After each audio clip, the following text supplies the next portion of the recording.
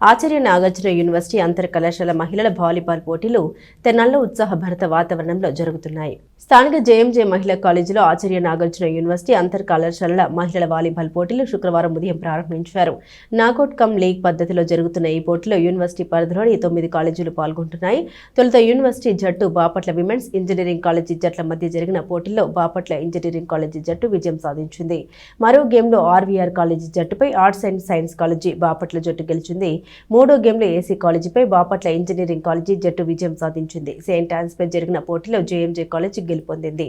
League మ్యాచ్లో Bapatla engineering college జట్టుతో తలపడ్డ JMJ college జట్టు 25-5, 25-10 స్కోరుతో విజయం సాధించింది.